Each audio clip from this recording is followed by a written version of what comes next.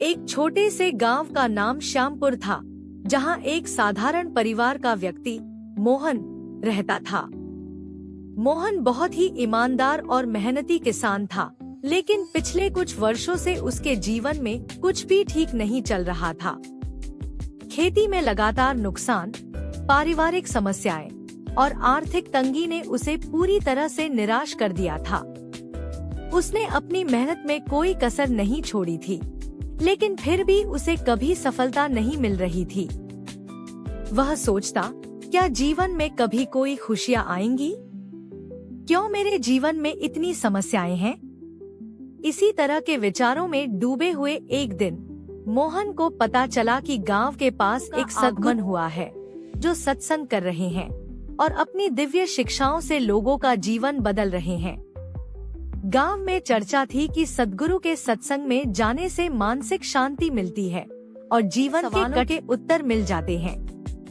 मोहन ने पहले कभी सत्संग में हिस्सा नहीं लिया था, लेकिन इस बार उसने सोचा, शायद सद्गुरु के पास मेरे जीवन की समस्याओं का हल हो। वह अपने काम छोड़कर अगले ही दिन सत्संग में शामिल होने का निश्चय कर लेता है। सत्संग में पहुंचकर मोहन ने देखा कि वहां सैकड़ों लोग एकत्रित थे। सबकी आंखों में एक चमक थी, एक उम्मीद की किरण। वहां बैठे सभी लोग सद्गुरु के आने की प्रतीक्षा कर रहे थे। कुछ ही क्षणों में सद्गुरु मंच पर आए। उनकी आंखों में एक गहरी शांति और चेहरे पर एक अलौकिक। उनके आते ही पूरे वातावरण में जैसे एक सकारात्मक ऊर्जा फैल गई। लोग पूरी श्रद्धा से उनका स्वागत कर रहे थे। सद्गुरु ने अपने वचनों की शुरुआत की। प्रत्येक व्यक्ति के जीवन में दुख और सुख दोनों का अपना महत्व है।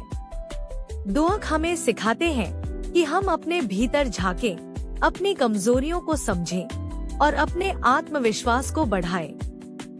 हमारे जीवन की हर घटना हमें कुछ सिखाने आती है। मोहन ने बड़े ध्यान से सद्गुरु के वचनों को सुना।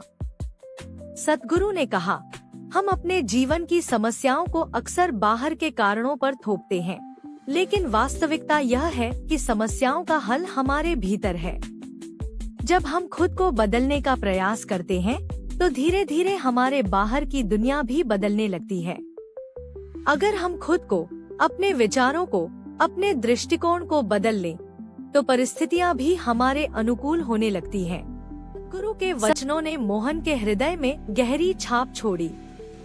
उसे महसूस हुआ कि अब तक उसने अपने दुखों का कारण दूसरों को समझा था, लेकिन आज उसे पता चला कि शायद वह खुद ही अपनी समस्याओं का कारण है। उसने सोचा, अगर मैं अपने जीवन को सकारात्मक रूप से देखना शुरू कर दूं और अपने दृष्टिकोण में बदलाव लाऊं, तो शायद मेरे जीवन में भी खुशियां लौट आएं।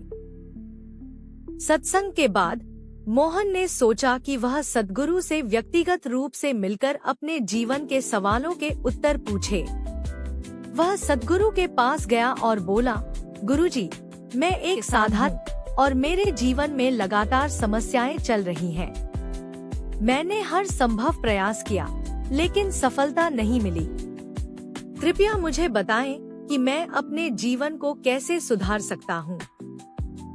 सद्गुरु ने मुस्कुराते हुए कहा, बेटा, जीवन में सफलता और सुख पाने के लिए सबसे पहले अपने मन में शांति और संतोष लाओ। जब तक हमारा मन अशांत रहेगा, हम बाहरी दुनिया में सुख की खोज करते रहेंगे, लेकिन हमें वह सुख नहीं मिलेगा। मन को शांत करने का सबसे सरल तरीका है ध्यान और आत्मचिंतन। सद्गुरु ने मोहन को ध्यान करने की विधि सिखाई और कहा, रोज कुछ समय के लिए अकेले बैठकर अपने भीतर झांकने का अभ्यास करो। अपने विचारों को शांत करो और अपने भीतर की आवाज को सुनो।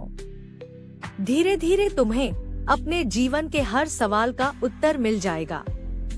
मोहन ने सद्गुरु के बताए गए निर्देशों को पूरी निष्ठा से अपनाया। वह रोज सुबह उठकर ध्यान करने लगा और सद्गुरु के वचनों को जीवन में उतारने की कोशिश करने लगा। उसने अपनी सोच को सकारात्मक बना लिया और हर परिस्थिति में शांति बनाए रखने का अभ्यास किया। धीरे धीरे उसने